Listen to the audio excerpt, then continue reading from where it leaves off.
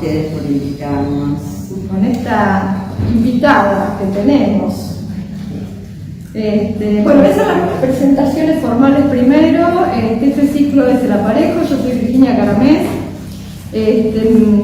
Tengo agradecimientos para hacer siempre en el lugar, a los trabajadores del lugar, Maxi, y Darío. Estamos, por culpa de la Feria del Libro, sin sonido de amplificado. O sea que tenemos que hablar un poco alto, pero no creo que nos tengamos que escuchar. Te das cuenta. Acá siempre está Darío solucionando los temas de sonido, pero bueno, la Feria del Libro y esas cosas.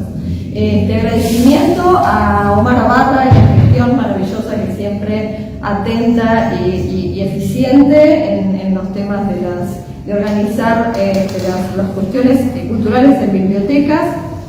A Isaías Garde, que coordina y le va a estar filmando esto que después va a aparecer en el canal de YouTube, así que se puede ver por YouTube. Bueno, a los que vinieron a escuchar esta charla, quería mencionar al Club PEN, que se hizo eco de la difusión, a Santiago Giordano, que siempre difunde en Radio Clásica en su programa estas cuestiones poéticas. Y a vos por haber venido, un gusto que hayas aceptado esta invitación. Para mí es un gusto poder entrevistarte. Así que yo voy a... el ciclo del aparejo es el número 19, la entrevista número 19. Estas son entrevistas mensuales, que es el tercer año que hacemos en este espacio, ya veníamos desde antes.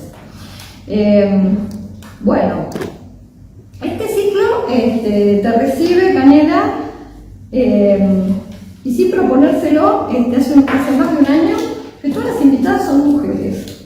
Pero no fue una propuesta de género, pero seguimos invitando mujeres porque hay muchas y buenas poetas en esta ciudad y en este país en general. Digo en esta ciudad porque son en general, como estas son cosas presenciales. En el mundo también. En el mundo también, sí. Vamos a invitar a más poetas del mundo. Yo traigo whisky, pero bueno. Está acá abajo. ¿Cómo lo hay? Bueno, voy a empezar contigo, como hacemos siempre. Voy a sobrevolar un poco tu biografía, como para que nos dé alguna pista para poder empezar a hablar de tu obra, que es lo que en realidad a mí particularmente me interesa. Yo cuelgo acá mis curiosidades sobre la obra de los artistas que vienen. Bueno, naciste en Vicenza, o sea que sí sos internacional, entonces son las poetas del mundo. Vicenza es una ciudad chiquitita, pero en el centro de Vicenza es tesoro de la humanidad, así que eso amplifica eso. Además ahí nació Palladio y ahí nació Pigafetta, que hace 500 años, en el año pasado se celebraron, llegó a Sanlúcar de Barrameda con los 18 que quedaban de los 250 que salieron por Magallanes a la República. Y Pigafetta escribió todos los días lo que pasaba. Fue el escribiente. Así que Vicenza es, por esas dos razones, está, digamos, muy orgulloso de ser quien es. Qué maravilla. Bueno, en Italia rascás un poquito en cada pueblo, en cada ciudad, para hacer historias maravillosas. Así es. Sí, qué hermoso. Pero no tan hermosas como la de Vicenza. No, me imagino. Una vez hablaba con un amigo que es francés y le decía, yo tengo un libro que es muy antiguo, y dice, ¿cuándo es? Mira, de 1800, dice, soy europeo yo. Eso es una marca en mi vida, soy italiana, es así. Claro, bueno, mucha honra. Llegaste como inmigrante, te voy a leer un poquito, en 1952 residís en Buenos Aires. Vivo en Buenos Aires desde hace más de 50 años. De Córdoba, ¿verdad? Desde que me casé vivo en Buenos Aires. Ajá. Sí. De Córdoba a Buenos Aires, ¿necesitas ese paso? De Vicenza a Mar del Plata. Ah, Mar del Plata. De Mar del Plata a San Francisco de Córdoba, donde estudié, hice colegio secundario, hermosa, pequeña ciudad, pequeña, ya grande, de provincia, Córdoba, y Carlos Paz, que es donde han vivido mis mayores, mi mamá y mis hermanos mayores, y yo me fui a Córdoba. Vamos a contar a la gente que son muchos hermanos. Muchos. Ustedes. 10 hermanos. 10 hermanos. ¿Y vos sos? La más chiquita. La menor. Todo eso lo hago para que me miren, porque Claro. se olvidaban de mí. Una amiga mía que son 7 dice, yo no soy la más chica, soy la última. Claro. Bueno, te has dedicado mucho a la literatura infantil y juvenil. Me cuesta decir infanto juvenil porque tiene connotaciones. No, yo nunca digo infanto juvenil. Es más, digo jóvenes y niños. Bien. Literatura para jóvenes y niños. Has hecho un montón acá en tu biografía, hay un montón de obra que has hecho en cuanto a eso, y bueno, y luego empiezan, digo luego porque ahora te voy a preguntar al respecto, empieza publicado por Edasa cuentos para adultos, cuentos y encuentros con 10 pintores argentinos, En brazos del enemigo. Hay un montón de libros y una larga trayectoria en medios de comunicación audiovisual que Sí. todos conocemos. Sí. Entonces vamos a presentar acá a una faceta de Canela que no es tan Pero antes de visible. la convocatoria de Sudamericana para publicar para adultos, había editado cuentos para adultos, había editado muchos libros para adultos, pero ya había editado mis primeros libros de poesía. 3 libros de poesía. Que Bueno, luego que se están reunieron. reunidos en las ediciones en danza, acá en la poesía reunida, que acá tenemos algunos libros. Bueno, ahora vamos a hablar de cada uno de ellos. No tanto vamos a mencionarlo porque este es un libro de narrativas biográficas, es autobiográfico de alguna manera. Se llama, sería una novela. Ya, la autobiografía es una palabra. Es una ficción que nunca uno puede tomarse como, como no, referente. es mi vida, es mi historia. Sí. La niña que no vio los besos, y tiene un carácter más narrativo, si bien es una narración bastante poética también este libro. Pero bueno, como vamos a dedicar a la poesía, por ahí no sé si lo vamos a tomar tanto. Eso correcto. Te retiraste de los medios, digo yo, en 2019 y en 2020 para dedicarte a escribir. Esa fue la razón que se venía escucha escribiendo desde mis 40 años. Ahora ¿Pero tengo querías? 80 años. No, quería dejar la televisión. Y yo tengo un ejercicio de dejar un territorio bastante claro. Es decir, cuando dejé de hacer el programa para niños, lo dejé. Bien. Y cuando dejé de cantar, dejé de cantar. Cuando dejé de ser editora, no me cuesta dejar, cuando siento que otra cosa me llama, o que yo quiero darle a mi vida un viraje y dedicarme a otra cosa. No sé si es una virtud o un defecto, pero bueno, es así. Todavía no se definió, está bien. Está bien. En 2020 se publica esta poesía reunida. Exacto. Entonces yo estaba pensando en todo lo que implica ese tipo de decisiones, Sí. de lo que estás contando vos, de correrse de un lugar para dedicarse, para tener otro proyecto y dedicarse más exclusivamente por ahí. Y yo me pregunto si vos,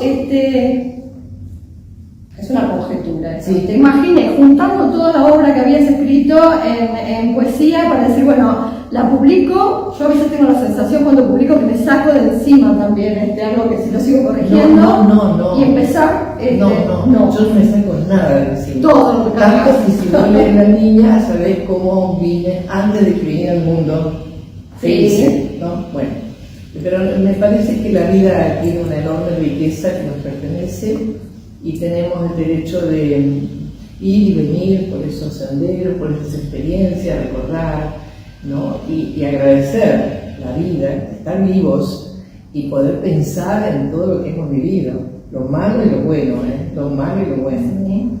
Así que no, así me invitó el editor Cofreses. A él había leído unos poemas míos en un diario, en una revista, le gustaron mucho, me llamó y me dijo, mira, me gusta mucho tu poesía, quiero saber si tenés un libro nuevo, porque yo te editaría toda tu poesía, no sé si me dijo a condición, pero necesitamos un libro nuevo. Entonces apareció La Mejor Herida, que fue lo que iba a decir trabajado, no, había, sí, escrito en los últimos años, y entonces se juntaron con 6 libros de poesía. Los 3 primeros, el libro Arte que hice, a raíz de un viaje que hice a España, un libro sobre haikus, dedicados a Migro, que era el artista plástico, y yo escribí los haikus venecianos, y La Mejor Herida, que fue el último. Exacto. Pero vamos a ir. Pero yo no decidí, me asombró mucho que alguien se fijara y me propusiera esto, y fue para mí muy conmovedor, y le exijo a todos los editores, si puedo, a veces me pongo autoritaria, que en una de las primeras páginas de la preliminar pusiera: este libro fue armado, o fue, a ver qué dice, porque desde entonces se lo pone, y me parece justo, porque a veces el trabajo de editor queda en la sombra, ¿no? Dice: la edición de Poesía Reunida 2020-2000, que es una idea de él, va desde el presente hacia el pasado, estuvo al cuidado de Gilberto Acechín, estuvo al cuidado de Javier Corres. Eso es lo que, yo no sé si Pasajero de Babel lo dice, no, dice que está cuidado. Ahí está, me está mirando y me está diciendo. Claro, pero aquí el editor general es más ambiguo. A mí me gusta que al pie de la primera página, una página en blanco, diga: esta edición ha estado al cuidado de Alberto Cisneros. Me parece que es, no digo un homenaje, pero es justo. El editor es... Cuando uno se encuentra con un editor que se compromete con la obra, está muy bien. Bueno, entonces no es que vos cerraste una etapa para empezar otra, sino que bueno, pues surgió esto, una propuesta. Los poemas del Pasajero de Babel son producto de lo que fui trabajando, escribiendo, apuntando después del 2020, después del 2020, los últimos años. Ya estamos en el 2026, parece imposible. Este libro está, que lo puse acá también. Ese está recién, está tibio todavía. Acaba de salir. Presentó la semana pasada. El libro nuevo, sí. Hay una sensación que yo también tengo, que vos irás a desmentir ahora a continuación, ¿sí? Y es que hay etapas en tu vida donde al menos hubo una producción prioritaria. No quiero decirlo muy en incluso porque no es lo que quiero decir tampoco, pero que hubo una etapa prioritaria para la literatura infantil, una etapa más narrativa después, no digo que consecutivas, y que ahora te estás dedicando más a la poesía en los últimos tiempos. En realidad, aunque no se crea, me acaba de retar mi editor, desde agosto hasta ahora salieron 6 libros. Es un montón. Es un montón. Ya tengo jurado que no voy a trabajar con esta intensidad, pero fue como lo que vino después de la pandemia. Durante la pandemia hubo como ayuno de ediciones, sí, y entonces libros que yo había propuesto, presentado, que estaban en borrador, se formalizaron y ahora salieron así. Pero cuando digo cada libro requiere la revisión, la corrección, el debate sobre la ilustración, sobre la tapa, la conversación. Se abre una conversación con el editor, que para mí muy placentera, debo decir. Sí, de acuerdo. Yo te escuché decir que te llevó una serie de cavilaciones el tema de tu nombre. Entonces, no sé quién soy para vos, a ver, decime. Porque esa es mi primera pregunta. Sí, sí. De estas reflexiones yo dije, bueno, la primera pregunta que le voy a hacer, te voy a decir: Canela, ¿quién es Gilberto Acechín?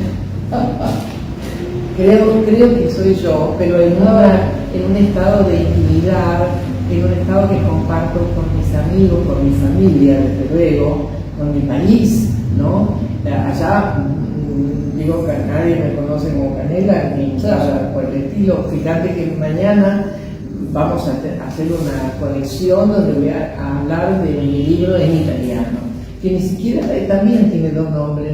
En Italia fue una edición previa, 2 meses previos comenzamos a trabajar, Se llama Attraversare il mare. Pero debo tener un problema con los nombres, porque este libro tuvo como 10 títulos. ¿No? Padre Tabaco, La cama grande. Y un día le pregunté al cónsul en Buenos Aires, digo, dígame, si mi libro de infancia se llama La cama grande, ¿qué entiende la gente? Bueno, dice, no me parece prudente, pero era muy grande la cama de mi casa. A veces estábamos 5 o 6 adentro cuando hacía mucho frío. Lo cuento. Pero bueno, fui buscando hasta que un día mis hijos, antes de la edición, les dije, bueno, va a salir el libro, el título en italiano es Attraversare il mare, porque en Italia es como cuando, es un término como aquí, cuando decís desaparecido, es un tiempo de nuestra historia doloroso, sangriento, no, que creemos que se cerró, pero está presente en nosotros. Bueno, para los italianos, atravesar el mar es la emigración. Voy a sacar el anillo porque golpeo cada vez. Bueno, estamos hablando con voz suficientemente alta. Bueno, entonces, allá tenía significado, pero aquí, cuando le presenté el libro a mis hijos, mi hija Dana, mamá, ¿qué va a interesar a la gente que haga hasta qué mar? Entonces, sí, este libro se tiene que llamar La niña que no vio los besos. Digo, ¿qué parece? Un título tan largo, me parece. Y el otro hijo, que es menos letrado, más de los números, es una suerte tener un profesor de literatura. Entonces me dijo, mamá, La niña que no vio los besos. Entonces ahí me pusieron estaban todos los aspectos y que tenían razón. Y quiero destacar que el título de un libro es muy importante. Es muy importante. Y el día que Alberto me dijo, ¿cómo necesito el título del libro? Yo no lo tenía. Digo, mirá, no sé, ¿no es cierto? Mirá, me dice que sí, no miento. A veces no miento. Bueno, el título, entonces busco, a ver, el título. Yo empecé a recorrer los poemas, lo tenía en la computadora. ¿Cómo se puede llamar? Minotauro, El laberinto, no. Esto apela a Borges, no. Bueno, aquí está, Pasajeros de Babel, porque hay Pasajeros de Babel, ¿no? Y luego, cuando avancé en el armado del libro, había un título que me gustaba mucho, que está por aquí, y que se llama, el libro era Brotes extraños. Ajá. Porque los poemas son brotes extraños. Pero ya se me había ocurrido Pasajeros de Babel y no pude corregir. Son títulos que generan un interés. Sí, sí. Enigmáticos. Enigmáticos, sí. ¿De qué tratará esto? ¿Vos has contado? Me gustó mucho ese oleaje, ¿no? Extraño, este movimiento, me encantó también. Y me gustó mucho, sí. Y me gusta mucho que lleve mi nombre, grande, Giliola Zecchin, y chiquito lo va a coger. Para completar bueno, pero no te contesté la pregunta de quién soy. El cambio de nombre se debe a que cuando empecé a trabajar en televisión, yo dije, yo soy Giliola y voy a estar con ustedes todos los días. El asistente, un señor chiquito, bajito, tenía que ser chiquito, no había cucaracha, todo me decía, el apellido no, diga el nombre. Dice, no, es mi nombre, Giliola. No, el apellido. Oh, claro, parecía un apellido. Entonces me di cuenta que era un nombre impronunciable. Ese, vos no lo pronunciaste todavía. Decilo, a ver. Giliola. Bravo. Bueno, entonces empezamos a buscar, y a mí me decían Lola por Giliola. Pero yo era devota de Lolita Torres, por un lado. Ya está. Y yo digo, me van a llamar Lolita, no quiero un diminutivo. Y por otro lado, estaba prohibidísima la Lolita de Nabokov. Había una cosa. Entonces, bueno, yo soy más bien tímida, reservada en mi vida privada, en todo lo que hace a lo sexual, a la manifestación. No soy Shusha, quiero decir, para niños. Fui Susha, no fui Shusha. Y entonces ahí buscamos un nombre y yo vivía con una compañera judía y ella me traía todos los nombres de la Biblia. Digo, pero yo no soy judía, creo, todos somos judíos en el punto de nuestra historia. Pero entonces apareció Canela y digo, me gusta la canela, porque es sanadora, porque se usa con las cosas dulces y porque me gusta el sabor de la canela, el aroma, tiene sabor, aroma, esas cosas. Te pusiste vos tu propio nombre, está muy bien. Sí. Sí. Bueno, y ahora pero ahora es un problema. Ahora se convirtió en un problema. problema. Yo voy a ir echando con algunos comentarios sobre tu obra, que son muchos y de artistas relevantes. Hay unas hermosas reseñas y comentarios de mucha gente. A mí me gustaría leer, para empezar, el índice de este libro de Poesía Reunida. Vos mencionaste más o menos, son los libros son La Mejor Herida. Ahí tenemos otro buen nombre. Este es el último libro de este libro, ¿no? ¿Qué sueño es este? Que está en edición bilingüe. Acá lo trasladaron bilingüe también. Inmovimiento, Arte Povera y Parece. O sea, empezaste con los títulos en tu idioma original. Y los homenaje, ¿no? A mi lengua materna. Los ordenaste y me decís que fue un consejo editorial, de atrás para adelante, digamos. El primer libro es el último que escribiste. Sí, una decisión de esta colección. Bueno, vos sabés que hay los cuentos reunidos de Saer tomó esa decisión también. Bueno. Su argumento era que el que no hubiera tenido contacto con su obra empezara por lo que él consideraba que estaba más trabajado, que eran sus últimos textos, y después poder ir recorriendo el arco artístico de él. Y me pareció una muy hermosa forma de llegar al lector. Entonces, cuando vi esto, me parece muy lindo también. Entonces, yo quisiera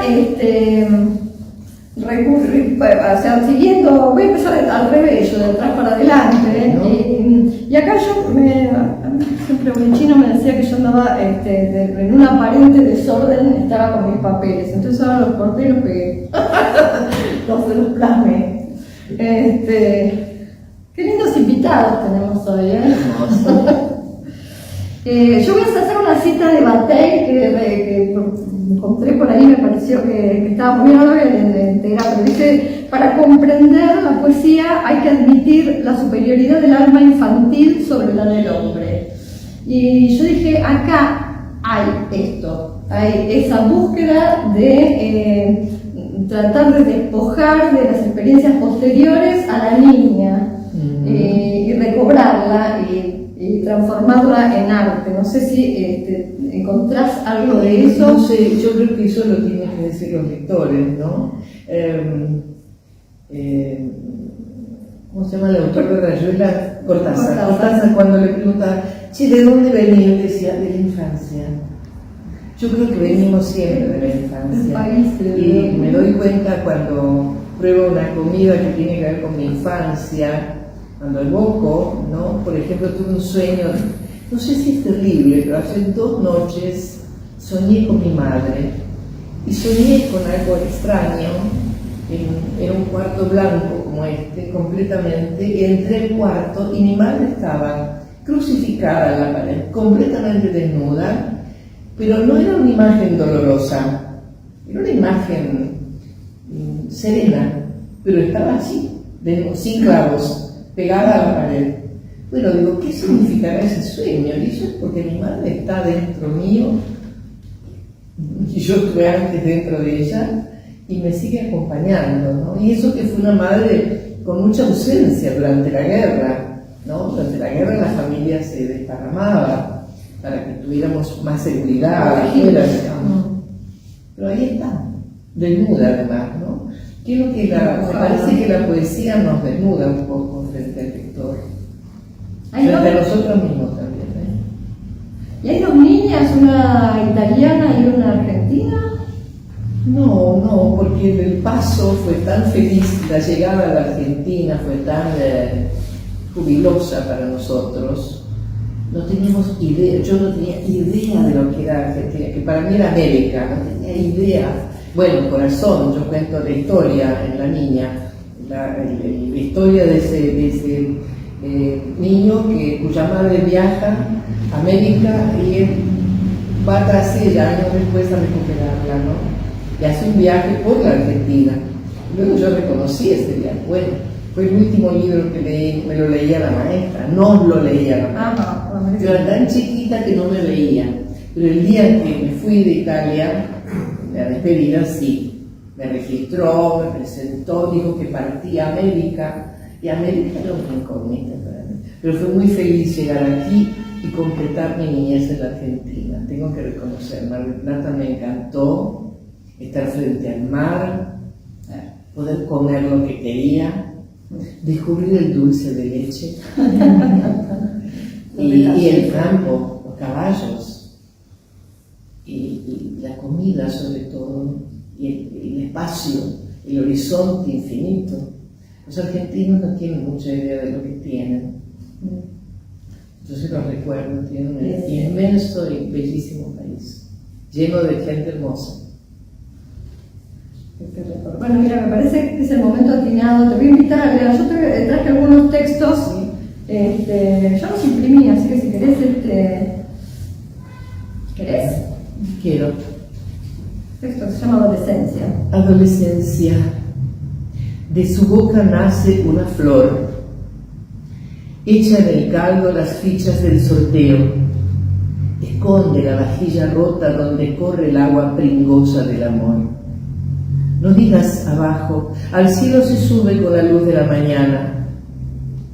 Dove la ilusión encanta. Al pie de la escalera se rasca las piernas tan blancas, sonrisa de niña en plena batalla. Esta no soy yo, es mi hermana, la pelirroja, que en la guerra era adolescente. Mira. Y de verdad echó en el caldo la ficha de sorteo, que era muy distraída. Entonces echó, ¿cómo se llama ese juego con fichas redonditas? Creyendo que eran los fideos. Hay muchas anécdotas graciosas con mi familia. Con muchas herramientas para construir el arte también, ¿no? Yo veo muchos, lo hemos visto en los títulos de algunos de tus libros, sí, que están en italiano. Hay muchos giros en italiano o en dialecto véneto, y yo entiendo que si están ahí es porque no hay otra forma de decirlo. ¿Qué lo he dicho? No, así no avanzamos, porque si no me contesto. Eso le dijo Pilatos a Jesús. Y tú eres el rey de los judíos. Tú lo has dicho. Bueno, echas mano mucho a eso y en momentos muy precisos. Sí, hay cosas que de verdad, no recuerdo si en Pasajero de Babel hay cosas en dialecto en italiano, en algún momento sí, pero en todo caso está en italianidad seguro.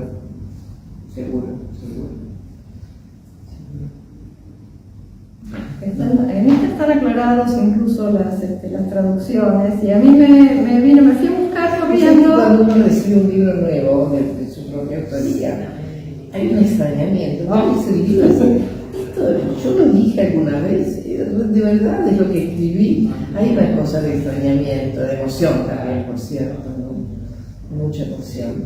O sea que me fui corriendo a buscar una cosa que yo había leído de Saer, sobre temas que tienen que ver con esto, y lo encontré.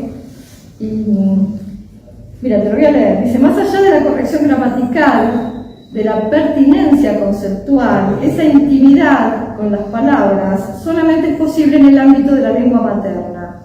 Dice: en uno de los más célebres poemas de Trilce, de César Vallejo, el 23, la emoción estalla en el último verso, y Vallejo dice: cuando tú nos lo diste, di mamá, y dice Saer que madre pertenece a la literatura y mamá es del orden preliterario. Entonces hay una búsqueda, por eso también yo pensaba tratando de buscar esa niña en estas cuestiones que aparecen por ahí en el idioma también. No sé cómo lo ves vos, el uso de las palabras, que es importante en la poesía. Yo creo que, por ejemplo, cuando yo digo Dove la ilusione, era una canción que cantaba mi hermana la pelirroja, y se acordaba con el sufrimiento que ella cantaba una canción, no recuerdo, ahora no me voy a poner a cantar, pero era Ilusione dolce chimera sei tu, era una canción de vocal, ¿no? Entonces mi hermano cura, un hermano sacerdote que era todavía, no era sacerdote, bajó por la escalera y dijo, Valeria, se llamaba Valeria, cos'è ilusione?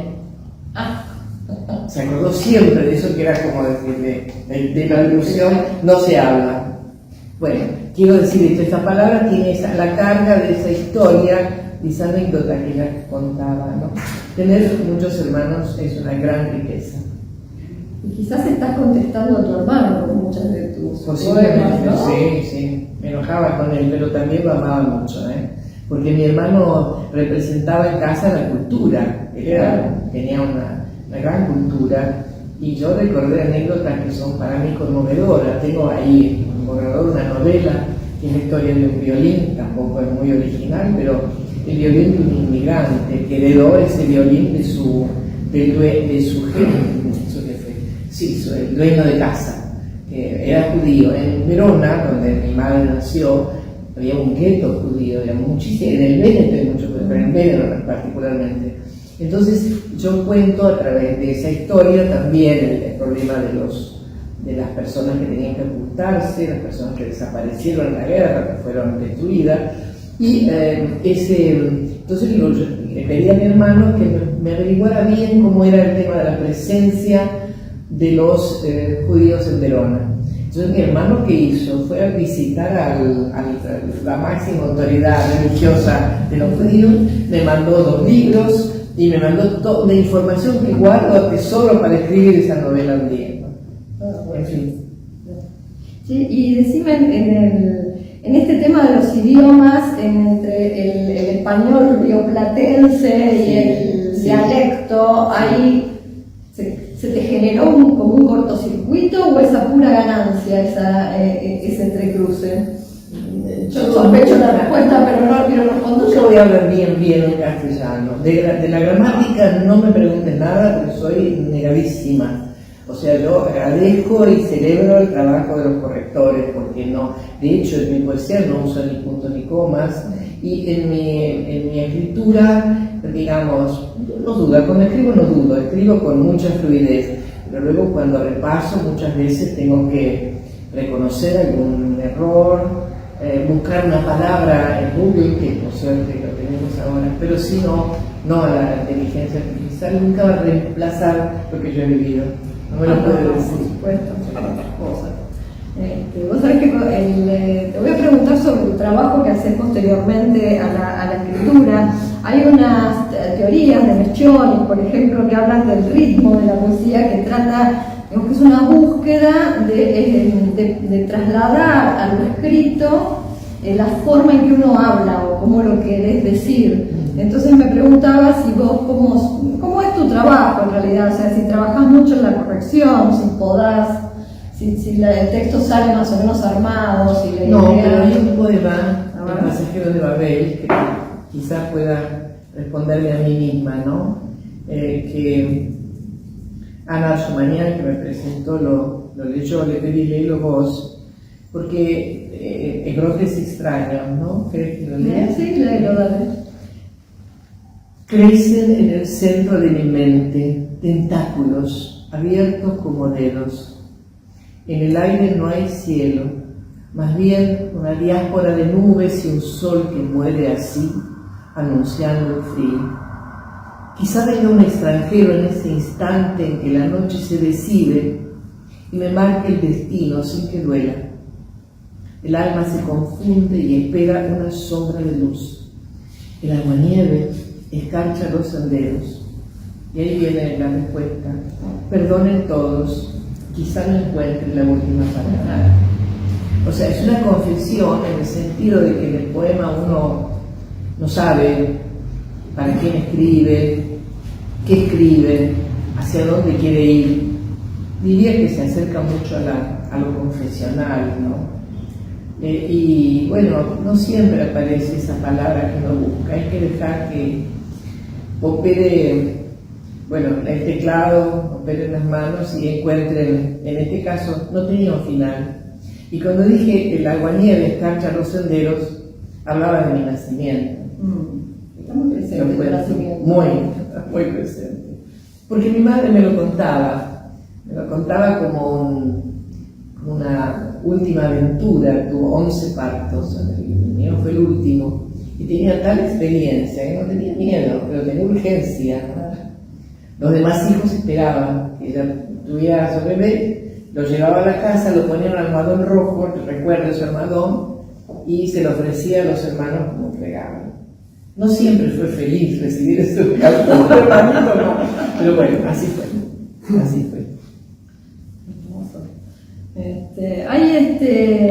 Mira, hay una cosa, mira lo que Millot, te voy a decir una cosa de Millot, porque me parece una gracia esto, sí. Que tiene que ver con esto, porque tiene que ver con esta búsqueda de las palabras, a veces sí. más rápido, y dice, yo era una palabra, dice Millot, que intentaba avanzar a la velocidad del pensamiento.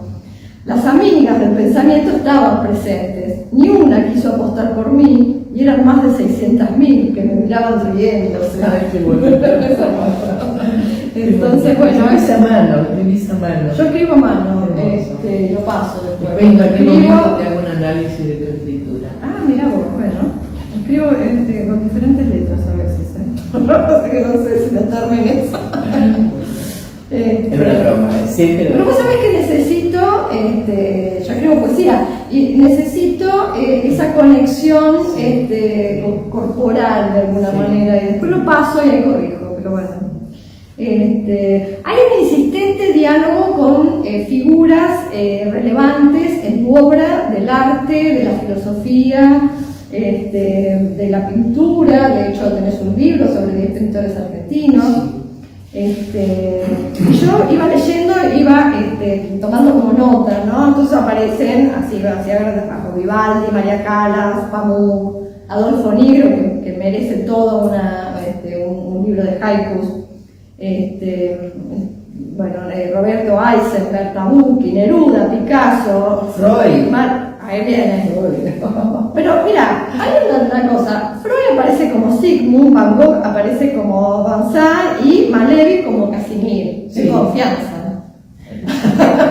Es que mi edad me permite. No te escudes con eso. Y Freud. Me encantó que Freud hablara de los hombres que amasan pan. También. Lo encontré por ahí. Y eso es una venganza contra la cultura que no tengo. O sea, yo quisiera haber estudiado mucho más, pero tengo un tesoro que toda la gente que conocí, que entrevisté.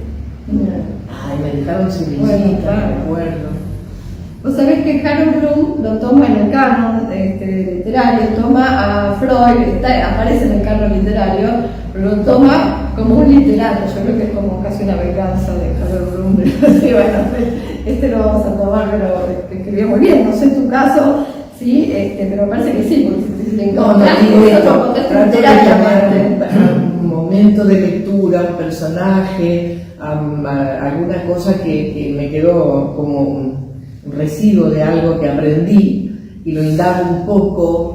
Y alguien me dijo, bueno, ya me dan ganas de leer a Freud, ya me dan ganas de ver la obra de Malevich. Bueno, entonces, si vamos a leer el de Malevich, que me gusta muy especialmente. ¿Querés? ¿Puedo?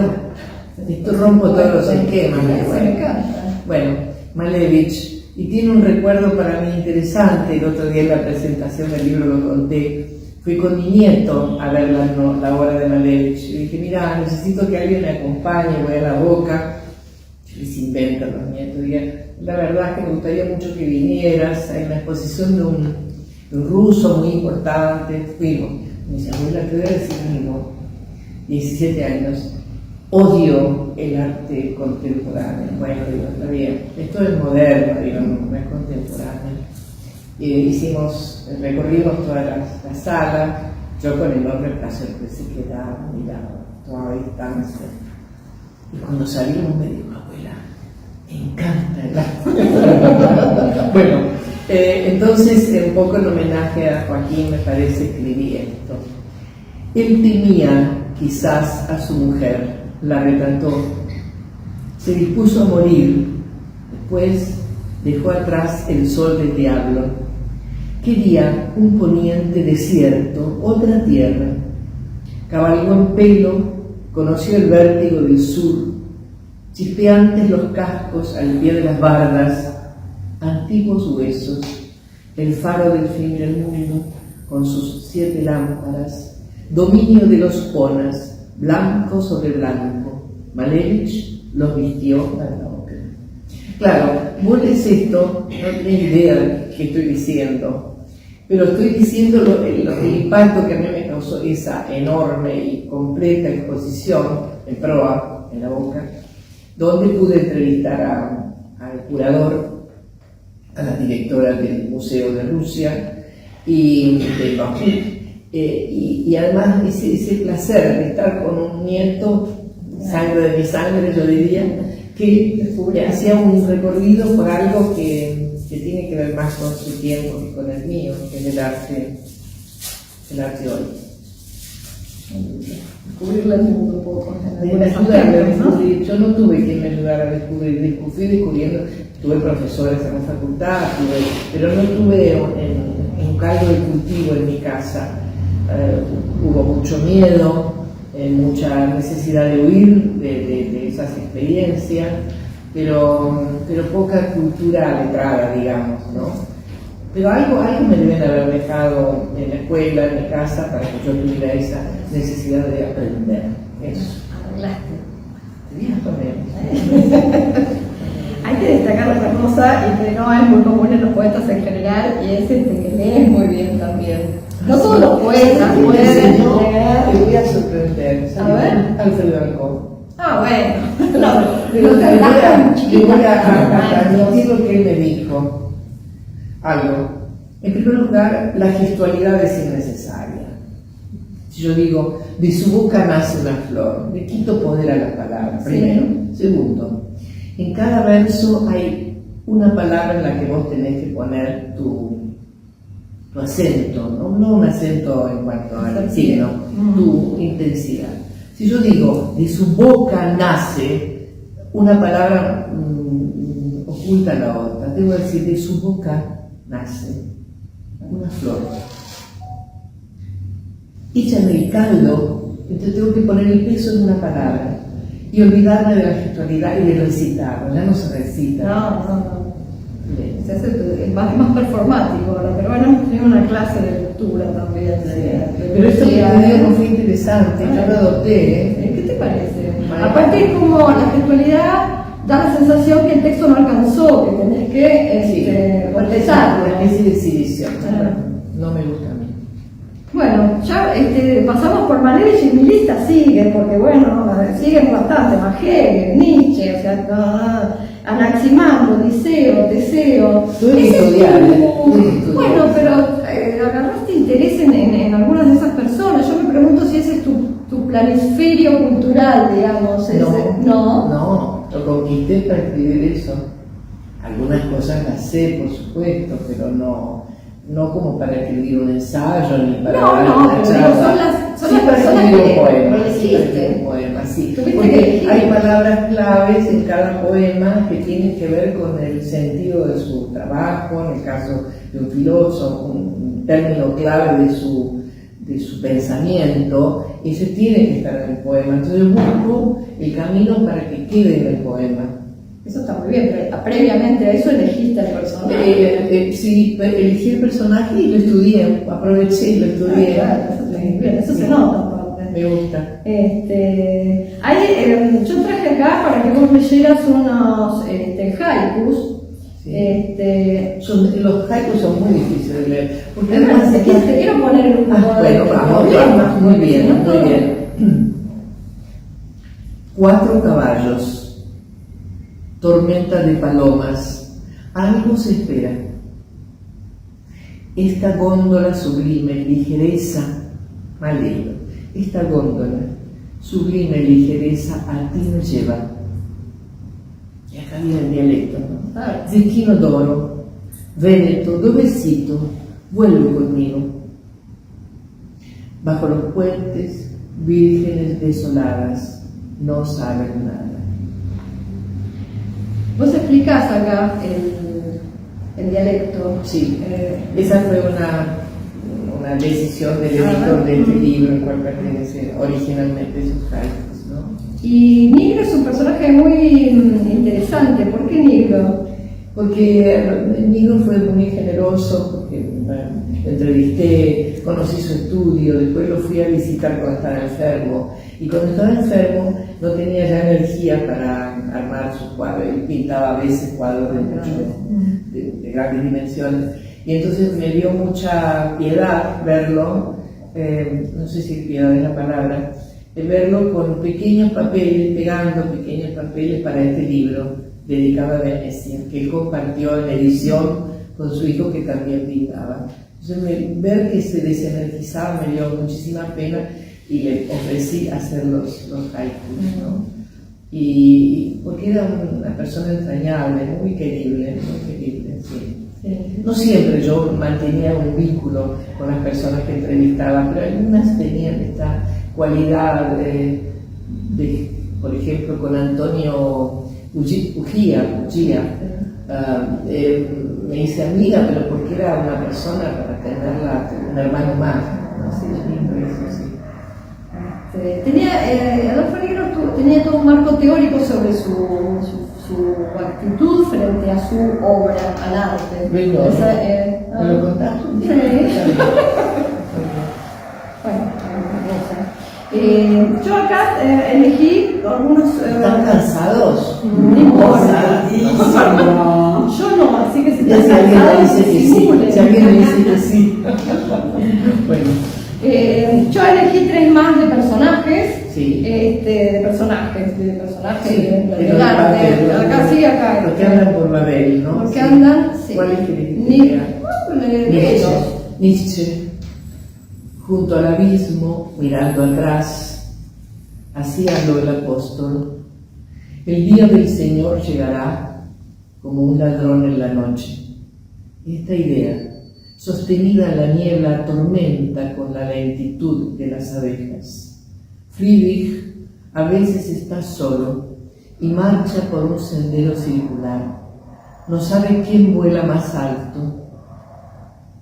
Pasajero de Babel, cae a lo oscuro, convertido en su propia sombra.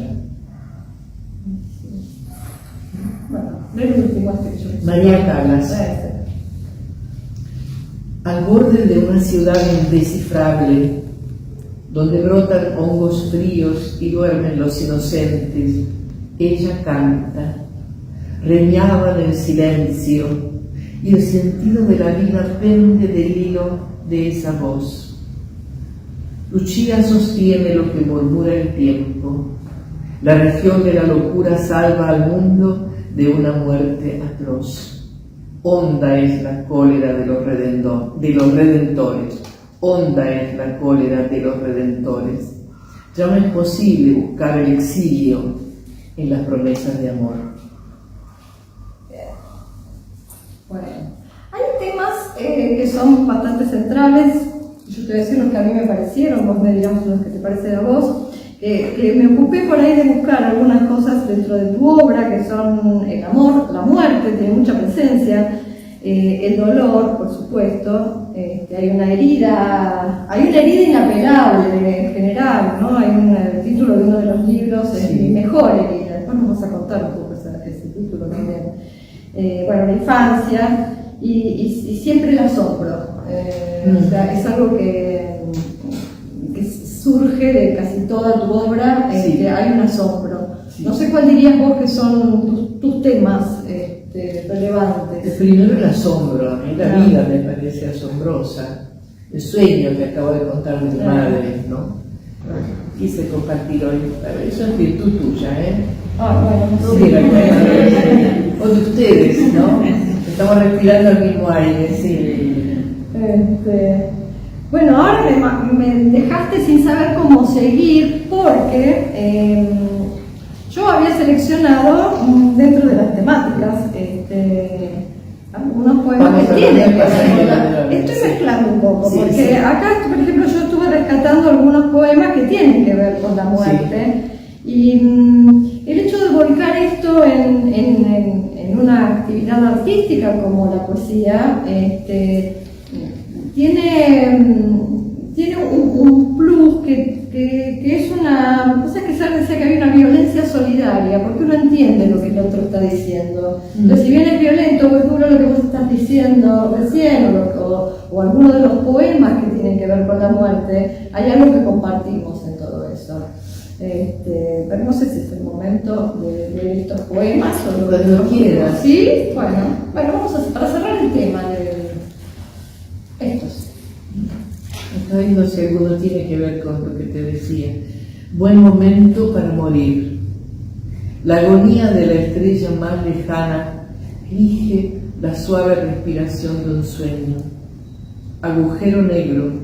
7 gatos recorren la misma cornisa. Fantasmas, como si nada nunca hubiera sucedido. Edición de una muerte.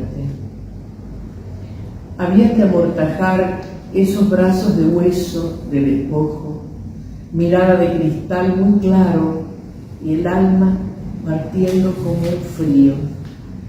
No podía cariñosamente, detenida, entregarla, coronada de flores, esa llave en cualquier parte, lámpara de caireles o caja de cartón.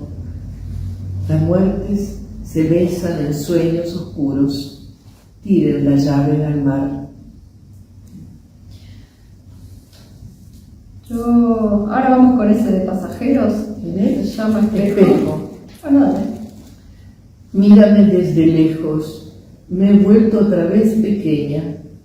Se cae la carne de los huesos y ríos de tiempo discurren por las venas. Apenas el pensamiento dé lugar al sueño, donde viven mis muertos, donde viven mis amados muertos. Los veré con otros ojos, sabiendo lo imposible. Despierta, tenerlos.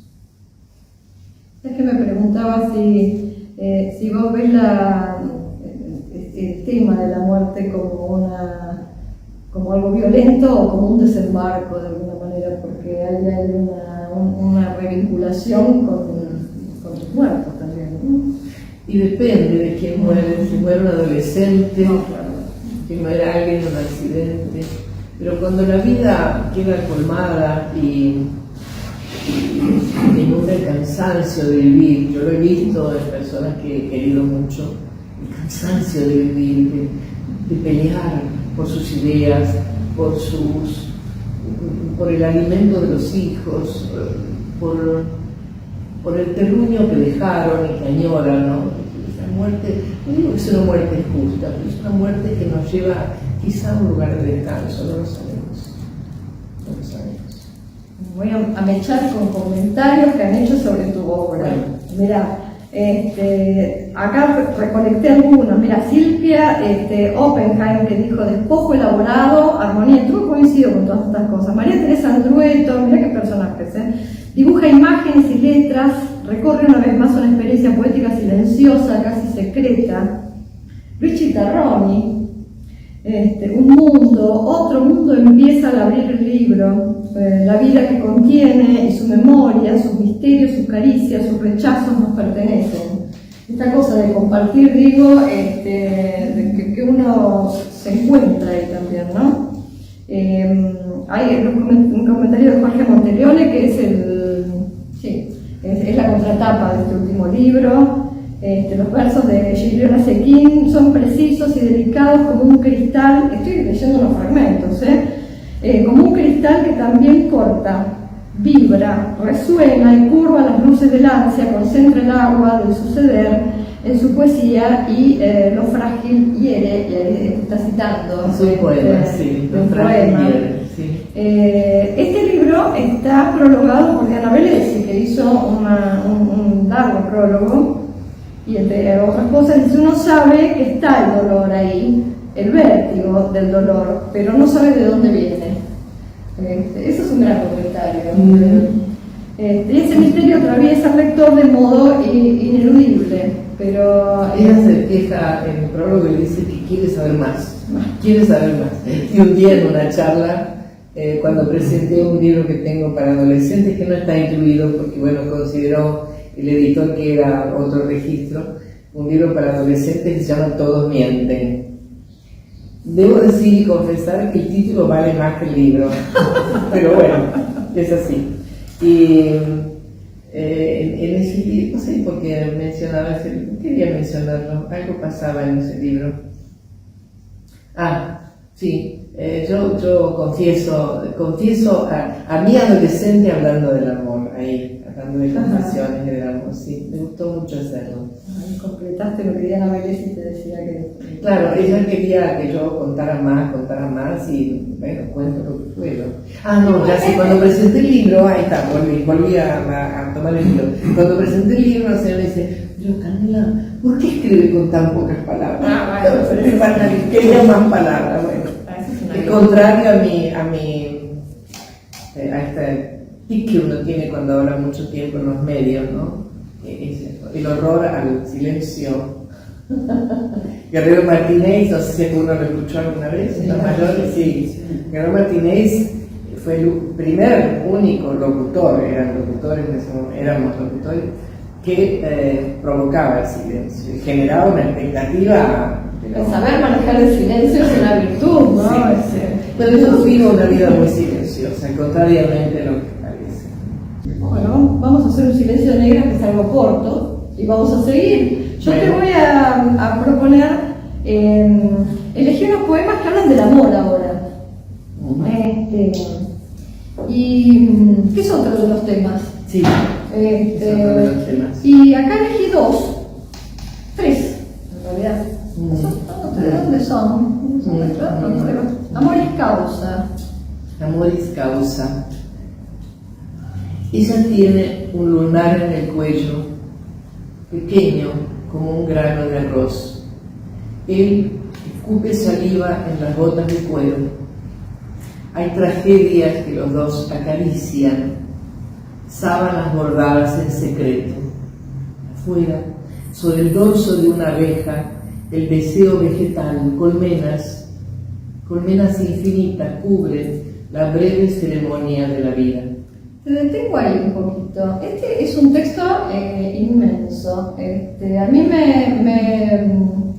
me provocó dispararme hacia distintos lugares. Yo puedo imaginar que esta podía ser tu madre, que tenía un lunar en el cuello, las tragedias de la guerra, etcétera, las sábanas bordadas, me remite a un tiempo pasado. Y el dorso de la abeja, con esa polinización a la que se dedican las abejas y a esparcir la multiplicación, este es un texto que me quedó resonando y le encontraba más cosas y ya ves, no necesitaste muchas palabras. A mí me parece que en esa síntesis lo amplificaste. Sí, es mi manera de decir gracias a las palabras, son un regalo que todos compartimos. Sigo leyendo. Sí, de hecho es parte. En homenaje al Señor voy a hacer un pequeño entre un poema y otro. Pero usted se puede ir afuera de entrar. Es una locura la fascia. Nosotros podemos cantar tranquilos. Bueno, la vida es una locura. No me voy a decir. Igual. La vida es una locura. Lecho de esparto. Se doblega porque el amor trabaja al borde del abismo. ¿Acaso estén todos despiertos, cada cual abrazado a su propio fantasma? Algo se dice con una voz más triste que el pan. La voluntad del sueño puede más que la velocidad de las lágrimas. En la noche oscura del cuerpo, su sangre se desplaza hacia canciones antiguas. Las mujeres no recuerdan nada cuando liban las flores de las horas felices. Vendimia. Ese pie que bailaba a medianoche pisa las uvas a ciegas. No vayas a enredarte en lo desnudo. El deseo no precisa aprender el oficio. La misma boca ama y devora. ¿No sabés que tu bebé va a cometer una infidencia? Sí. Estamos esperando. No, tuve acceso, la tuya, a una versión no definitiva de este libro. Entonces encontré una corrección. Sí. Entonces me preguntaba sobre tu trabajo posterior al haber escrito, cómo son este tipo de decisiones. Y, viste, eso lo podrá decir Alberto, que hay autores que ya está a punto de entrar Hay que mandar los en PDFs. Hay que mandar los PDFs. Pasa esto. Bueno, viste que se está por imprimir, el autor llama a decir, Sí, tiene sí. que cambiar la coma. No, sí, sucede mucho, sucede, sí. Sí, sucede. Pero aquí hay una línea, ¿verdad? Cambiaste esta línea, me parece. Sí. Sí, la cambiaste. ¿Lo querés leer? Sí. ¿Lo podemos ver? Pero Esto está en la así. página. No, el caso, sí. Página 23. ¿No está? ¿Ves? Está cambiada, sí. Ah, claro. Cambiaste, ¿no? Claro, cambié. Bueno, ¿qué te gusta más? No, eso tenés que elegirlo vos. O decir las dos y lo ponemos Elegí lo que está acá, ahí. elegí lo que está acá. Sí. Claro. Ocaso, como acude la sangre a la herida, corro al borde de tus pensamientos. Hemos dejado en el viaje las puertas cerradas. Quedamos los dos, desnudos de lo que vendrá. No sabemos qué nos espera en este vasto campo de silencio, ni un grillo que recuerde lo bella que era la tarde a la sombra del verano. Este poema tiene un poema que le corresponde en este libro, ahora me doy cuenta. Sí, ahora me doy cuenta. Porque uno escribe sobre las mismas cosas que ha Sí, vivido. claro, Sí. claro. Bueno, me encanta que yo descubierto acá tengo otro chiquito que dice: estado de gracia a la hora del amor y otros terribles sucesos. Eso me encantó. Entendí el porvenir de mí misma. Solo quería escribir una página entera, sin manchas, el pecho libre entre las sábanas. Después, ¿cuánto tiempo sin saber? Para redondear esta temática también, hermoso. Te quiero preguntar sobre unos textos que aparecen intercalados, sobre todo en este libro, que tienen una alineación diferente a los poemas. Sí. Y sueños. Bien, yo no te voy a preguntar si eran señalamientos, si funcionaban como reflexiones dispersas. No, son sueños, poeticeo un sueño en cada caso, sí. Por eso en la escritura es como de una prosa poética, ¿no? Sí. Bueno, interesante eso, porque no está aclarado y eso lo hace más interesante. Sí. Yo sueño mucho. Yo te quería proponer, ya dijimos que este libro estaba armado de atrás para adelante, y quería proponer que leyeras el primer poema y luego vamos a hablar del último. Condena. La zarza arde todavía, ilumina la línea del olvido. Arranco del mapa la ciudad sometida. El cuello del dolor está pronto, su piel tensa se inclina ante el verdugo, sin acento, la mudez de la poesía. Acá estamos con la mudez. Y yo me pregunto, siendo este el último poema de la serie, si esto es el puntapié inicial de Babel. Muy bien. No, Babel fue una respuesta a la invitación del editor, y entonces dije, me preguntó, ¿tenés poemas? Yo dije, me fijo, y le respondí, tengo unos entre 30 y eso te dije, ¿verdad? Entre 30 y 40. Y debo reconocer que tenía 30 y los 10 restantes fueron un rescate de poemas que habían quedado sueltos antes de la edición de Poesía Reunida.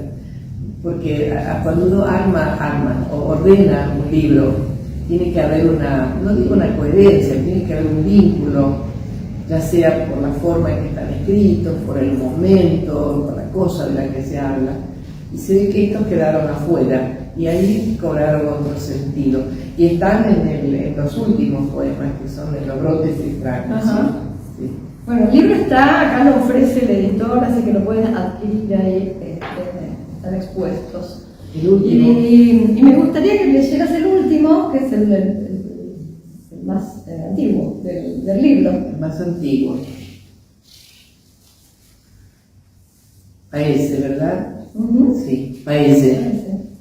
En Italia Paese es, no es equivalente a país. Paese es el lugar en el que uno nació. Si nació en un pueblo, es questo il tuo paese, ¿no? A veces se dice paesello cuando es muy chiquito. Bueno, Paese. De nuevo. Paese. Parvas de trigo al sol. Derrama su leche la cabrita blanca, un tren parte y él saluda agitando la gorra de soldado. Cartas escritas con la mano izquierda. En la niebla ella da luz. Que no tenga problemas de horizonte esa dicha. Alguien empuja el viento, dispersa toda ceniza. Dispersa toda ceniza. Hermoso. Bueno, es un gran libro ese también, ¿eh? Yo te voy a hacer la última pregunta, para redondear esta... Ha sido muy fructífera, me gustó mucho estar conversando con vos. La última pregunta siempre es, ¿qué sigue ahora? Y ahora sigue un momento de reflexión y de reposo, el encuentro de toda mi familia, la que puede, porque hay muchos en Europa, otros no pueden, en la cumbre donde nos reunimos todos, somos 52. Y hoy me causó mucha ternura porque mandaron el precio de la comida por 3 días, 25. Es una nada, porque los que cocinan son mis sobrinos los hoteleros. Entonces yo, no por eso, no por bajo precio, sino porque ellos son hoteleros y han hecho algo para que a las familias numerosas no les toca. La más numerosa que va es la mía, vamos 13. 14 con un nuevo yerno que tengo, 14. Bueno, pero quiero decir esto, un sobrino mío murió, perdón que hablo de la muerte otra vez, no inesperadamente, murió con unos meses horribles previos. Era pintor, pintaba desde muy joven, era mi ahijado. Y le pedía que se conectara con el mundo del arte de otra manera, no era suficiente con ver el mal y hacer mancha. Y me hizo caso de algún modo. Volvió a la Argentina y comenzó a pintar locamente muchas cosas diversas, hacía como grupos de poemas, poemas históricos.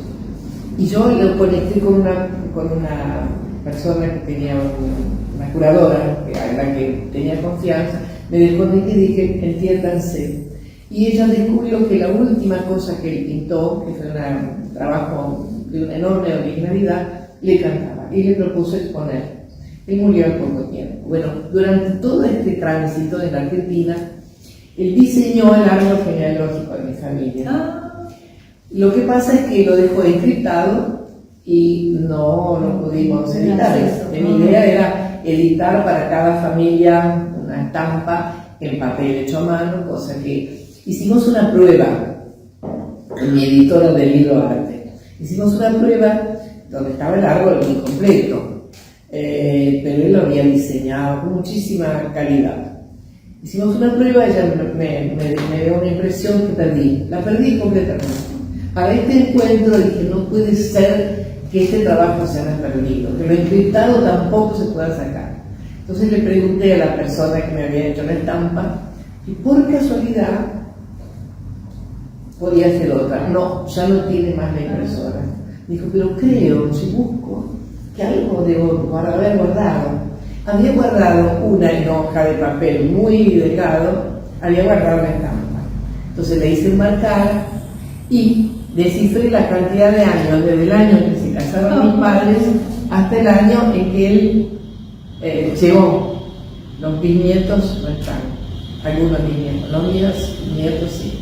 Entonces puse adentro, árbol genealógico de la familia Zequín Vicentín, los apellidos de mis padres, 1921-2021. Y entonces, y en el marco le puse una placa, con el marquero, una placa de metal con el nombre de Santiago Constantino, el nombre de mi papá, Zequín. Y eso se lo voy a regalar a los hoteleros, a los que nos dan de comer, pero además a los hijos de mi hermano, que cuando vino a la Argentina trabajó muchísimo para poder mandarnos el pasaje. Los dos mayores, ¿no? El otro era medio adolescente, este era mayor. Bueno, ese era Renato, mi hermano. Entonces le vamos a entregar eso como un regalo, digamos, para que atesoren. Los nombres, las fechas de nacimiento, somos un montón. Somos como 250 personas en total. Bueno, poblado. Muchísima gente. Esa abeja que llevaba. Yo creo que mis padres estaban muy enamorados, digo, porque la religión nuestra es muy, en el amor, en el sexo, es muy castradora, o sea, había que hacer el amor solo para tener hijos. Y yo me mandaron. No, porque mi madre fue muy prolija, tuvo un hijo cada 2 años. Así, bueno. tac. No sabemos, no, se guardó el secreto de estos encuentros amorosos, sí. Pero a mí me gusta mucho ser hija del amor, lo creo. Mi hermano, el sacerdote, me decía, ya en su vejez, yo le anoté muchas cosas que quería saber de mis padres, y me dijo, yo creía, lo ves en italiano, io credevo quando ero piccolo che non c'era al mondo una famiglia dove ci fosse tanto amore come nella nostra.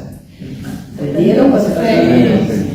Entonces le guardé eso y lo pongo en el libro como parte del relato de mi relación con él, que fue complicada, porque él era muy estricto y yo lo indagaba, ¿no? Quería saber sobre su vida de sacerdote, muchas cosas. ¿Y de obra estás escribiendo? Bueno, no, tengo como 5 proyectos, Cuentos y Encuentros con Pintores Argentinos 2, tengo una novela para adolescentes que se llama Ensamblado, que ya está escrita, un problema con el narrador, lo estoy resolviendo. ¿Cómo hacer para que el narrador no hable con el mismo lenguaje que los personajes? Claro, eso es muy desafío. Y después tengo un libro de poemas para niños, tengo un libro que tiene que ver con los colores, creo que se va a llamar Colores, y que tiene que ver con la envidia, que cada color quiere ser el otro. Y entonces, bueno, y eso lo voy a hacer con una ilustradora. Necesito convocar, porque el libro depende de su libro, hago mucho del concepto de la ilustración, pero va a ser difícil. Y tengo como 2 más. Yo dije, te hago la pregunta de qué sigue, y dije, bueno, se puso a hablar de la familia porque no tiene ningún proyecto literario. No, pues ya anoto cosas, ahí tengo ideas de cuento, a veces encuentro, tuve esta idea y no, la dejé ahí, bueno, y por ahí la tomo y trabajo, pero ahora tengo un mandato y tengo que trabajar menos. Fantástico. Gigliola, Gracias. un gusto. Dijo mi nombre.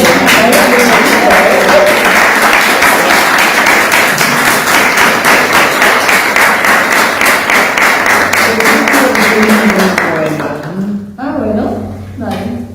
Requiem. Eso era todo.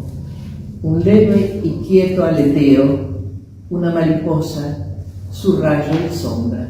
Ideal para